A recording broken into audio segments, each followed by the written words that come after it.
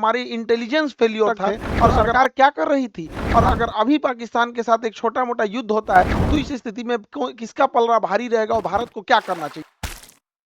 देखिए, हमारा intelligence failure था यहाँ पर। हम लोग को पता था कि पाकिस्तान के बलूचिस्तान में ट्रेन हाईजैक हुई है।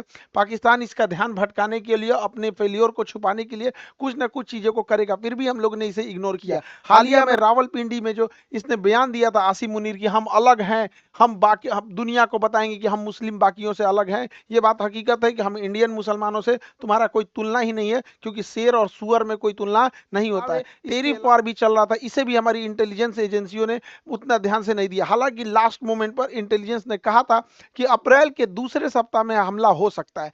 अप्रैल की जब दूसरे सप्ताह में हमला की इतनी सटीक जानकारी थी, फिर भी जब यहाँ पे पर्यटक थे, यहाँ पर इस बसरान घाटी में, यहाँ पर एक भी हॉस्पिटल नहीं था, ना ही एक कोई पुलिस का जवान था, ना ही कोई मिलिट्री थी यहाँ पर। इसके अलावे जब यहाँ पे दुर्घटना हुई, जब आतंकवादियों ने गोली मारा, तो उस समय लगभग आधे घंटे बाद नीचे से आर्मी आ रही है या फिर पुलिस आ रही है। आधा घंटा में तो कोई पर्यटक को तो गोली वगैरह चलाने आता नहीं है, और ये पूरी घाटी खाली थी, कहीं छुपने का भी जगह नहीं था, वहां आराम से गोली मार दिया गया। कुछ लोगों की तो मृत्यु केवल ब्लड लॉस की वजह से हो गई, क्योंकि एम्बुलेंस भी 1.5 घंटा बाद आई थी। तो वहां जब इतने बड़े पर्यटकों का स्थल था, इतने हजारों की संख्या में पर्यटक थे, तो सरकार क्या कर रही थी।